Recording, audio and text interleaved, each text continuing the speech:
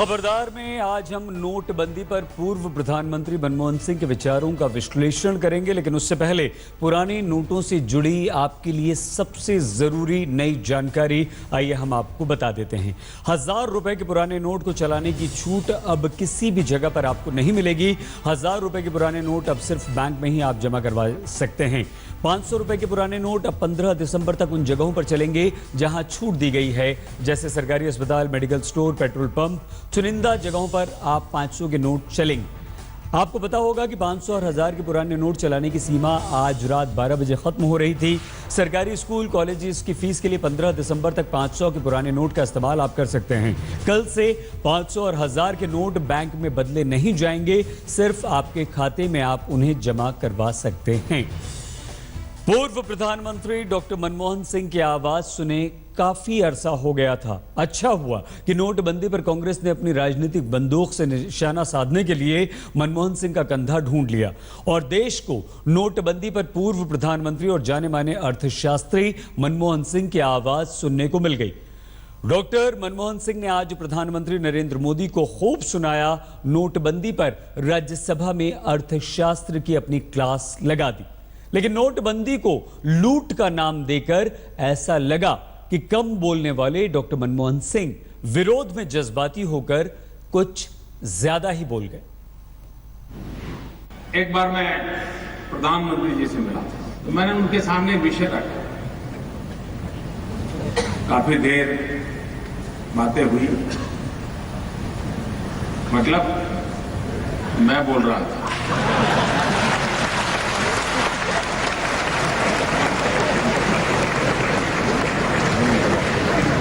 और उन्होंने मुझे बहुत ध्यान से सुना। जैसे नोट बदल गए वैसे वक्त भी बदल गया। वो भी एक वक्त था जब नरेंद्र मोदी बोलते थे और मनमोहन सिंह ने कड़क शब्दों में पीएम मोदी को खूब सुनाया। कहा नोटबंदी से जीडीपी की रफ्तार कम से कम 2% कम होगी। बैंकिंग और करेंसी सिस्टम पर देश के लोगों का विश्वास कमजोर होगा। पीएमओ और आरबीआई नोटबंदी को लागू करने के तरीके में नाकाम रहा। पीएम ने 50 दिन मांगे, लेकिन गरीबों के लिए 50 दिन बहुत होते हैं। लेकिन मनमोहन सिंह ने आज सबसे सख्त बात यह कही कि नोटबंदी संगठित लूट है जो कानूनी तौर पर चलाई जा रही है। जवाब पीएम मोदी ने नहीं, वित्त मंत्री अरुण जेटली ने दिया। आज मनमोहन सिंह को आगे करके विपक्ष ने सरकार को बैकफुट पर लाने की रणनीति बनाई, लेकिन पीएम मोदी को सुना रहे पूर्व पीएम मनमोहन सिंह की बातों में भी विरोधाभास दिख रहा था। पहले तो मनमोहन सिंह ने कहा कि वो नोटबंदी के पक्ष में मोदी ने जो तर्क दिए उससे वो असहमत नहीं है, यानी इस कदम से काले धन, जाली नोट और आतंक की फंडिंग पर रोक लगेगी। लेकिन इसी के साथ वो यहां तक कह गए कि नोटबंदी कानूनी तौर पर हो रही संगठित लूट है और देश के लोगों के व्यापक हित के नाम पर उठाए गए इस कदम की निंदा करने के लिए इतना काफी है कि पीएम किसी एक देश का नाम बता दे जहां लोगों को बैंकों में जमा अपना ही पैसा निकालने नहीं दिया जा रहा। हालांकि ये तर्क इसलिए बेदम है क्योंकि कैश निकालने पर लिमिट कुछ अवधि की है और ऑनलाइन ट्रांजैक्शन की सीमा नहीं है। कुल मिलाकर आज नोटबंदी पर कांग्रेस और विपक्ष ने विरोध वाली अपनी बंदूक के लिए पूर्व पीएम मनमोहन सिंह का कंधा ढूंढा और प्रधानमंत्री नरेंद्र मोदी पर नोटबंदी के फैसले के लिए निशाना लगाया। अब इंतजार पीएम मोदी का है कि वो पूर्व प्रधानमंत्री मनमोहन सिंह की राज्यसभा में आज की इकोनॉमिक्स की क्लास में कौन से पॉइंट नोट करके विपक्ष का जवाब देंगे। आज तक ब्यूरो। आज अच्छी बात यह रही कि राज्यसभा में हंगामा कुछ पीछे रहा। नोटबंदी पर बहस आगे बढ़ी।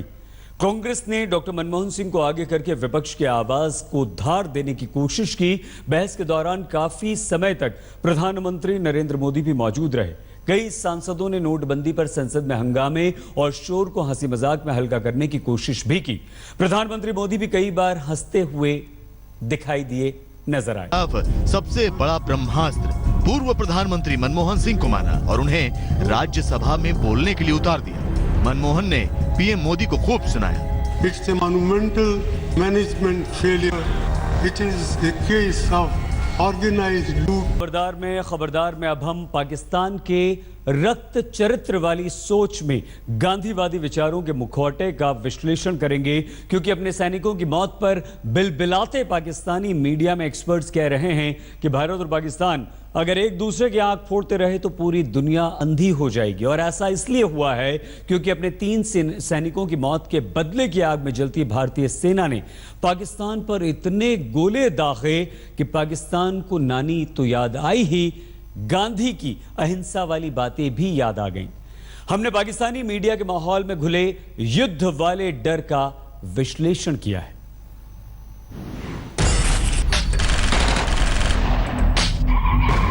भारतीय फौज की जानिब से अलसुग वादी नीलम के शाकोट और कैरन सेक्टर में पहले फायरिंग और फिर गोलाबारी की गई।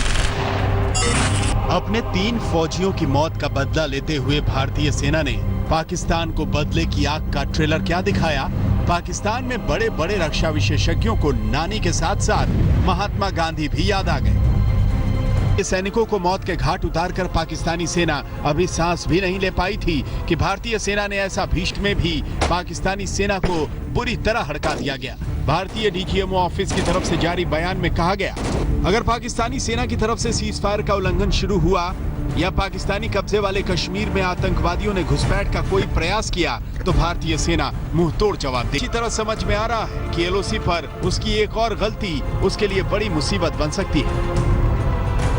पाकिस्तानी सरकार की अपनी मजबूरियां हैं और पाकिस्तानी सेना के लिए तो भारतीय सेना से पंगा लेना ही एक सूत्रीय नीति है। लेकिन पाकिस्तान अब अच्छी तरह समझ चुका है कि भारतीय सेना अब बर्दाश्त करने के मूड में नहीं है और भारतीय सेना के गुस्से को झेलना पाकिस्तान के बस की बात नहीं। तो पाकिस्तान के लिए अच्छा यही है कि वो गांधी के सिद्धांतों का पालन करे। पाकिस्तान में पढ़े लिखे और समझदार लोग एक सुर में कह रहे हैं कि पाकिस्तान के लिए अच्छा यही है कि एलओसी पर उसकी सेना अपनी हद में रहे। लेकिन 5 दिन में रिटायर होने वाले राहिल शरीफ के दिमाग में कुछ और ही खिचड़ी पक रही है। कल हमने आपको बताया था कि राहिल शरीफ कैसे एलओसी पर टेंशन का माहौल पैदा करके पाकिस्तानी आर्मी चीफ के तौर पर अपना एक्सटेंशन प्लान कर रहे हैं। और अब राहिल शरीफ ने अपने इस एक्सटेंशन वाले प्लान पर एक्शन लेना भी शुरू कर दिया है। आज तक को खुफिया एजेंसियों के पुख्ता सूत्रों से यह जानकारी मिली है कि पाकिस्तानी सेना एलओसी पर भारतीय सैनिकों पर अटैक कर सकती है और इसके लिए राहिल शरीफ ने आईएसआई को आतंकवादियों को तैयार करने के लिए भी कहा है। सूत्रों के अनुसार धुंध का फायदा उठाकर पाकिस्तानी सैनिक और आतंकवादी एलओसी पर घुसपैठ करने की फिराक में हैं। बीती रात एलओसी के नजदीक भारतीय सेना ने आतंकवादी घुसपैठ की कोशिशों को नाकाम किया है। आज भी नॉर्थ कश्मीर में पाकिस्तान की तरफ से आतंकवादी घुसपैठ की 2 कोशिशों को हमारी सेना ने नाकाम किया है। एलओसी पर पाकिस्तानी साजिश को भांपते हुए भारतीय सेना को हर संदिग्ध हरकत पर फायरिंग करने के आदेश भी दे दिए गए हैं। भारतीय सेना की पेट्रोलिंग पार्टियों को अलर्ट कर दिया गया है और साथ ही साथ भारत ने एक बार फिर से साफ साफ शब्दों में पाकिस्तान को यह चेतावनी दे दी है कि एलओसी पर उसकी तरफ से चली एक गोली के बदले भारत इतनी गोलियां चलाएगा कि पाकिस्तानी सेना उसकी गिनती भूल जाएगी। इसलिए पाकिस्तान खबरदार। We never intentionally target, Pakistani posts across the LOC. We have no interest in violating the ceasefire. You know very well why ceasefire violations take place. Very often they provide a cover for Pakistan to infiltrate terrorists into our side of the international border or the line of control.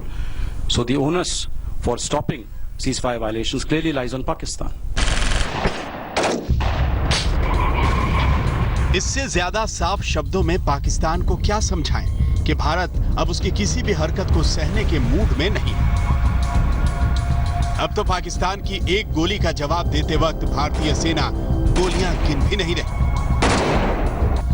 लेकिन पाकिस्तानी सेना तो हमेशा की तरह वही जंग वाला पुराना राग अलापने में मशगूल है। So we are not worried about India at all. ये लोग अपने तहम्मुल से रहें तो बेहतर है।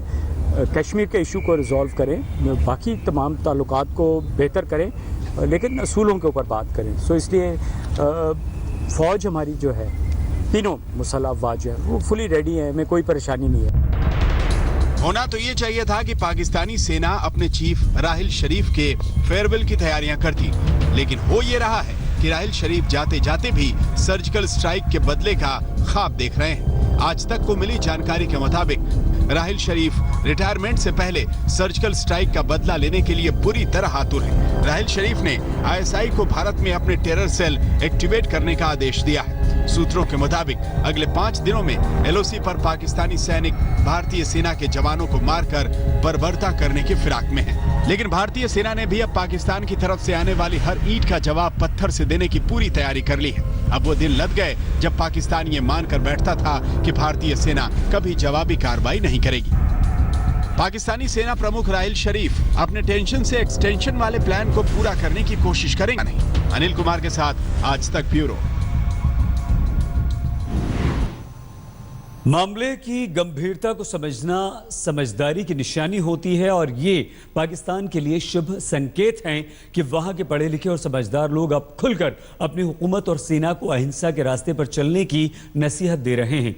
लेकिन पाकिस्तान की परेशानी यह है कि वहां की सरकार और सेना अपनी जनता के बारे में सोचती ही नहीं है, तो उनकी अच्छी नसीहतें सुन कैसे सकती है। तेलंगाना के मुख्यमंत्री के चंद्रशेखर राव, जिन्हें शॉर्ट में केसीआर भी कहते हैं, उन्हें अपनी जिंदगी में सब बिक चाहिए। महंगी बुलेट प्रूफ गाड़ियों में चलना उनका शौक है और अब अपने शौक के लिए उन्होंने 1 लाख स्क्वायर फीट में अपने लिए एक आलीशान मकान बनवा लिया है, जिसके लिए महल शब्द का इस्तेमाल भी छोटा लगता है।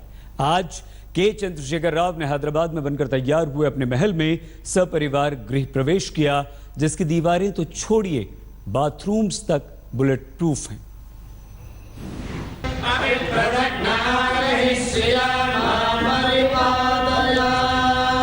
चारों दिशाओं में गूंजते संस्कृत श्लोक और धार्मिक अनुष्ठान के साथ तेलंगाना के मुख्यमंत्री के चंद्रशेखर राव अपने पूरे परिवार के साथ हैदराबाद में अपने नए घर में गृह प्रवेश करते हुए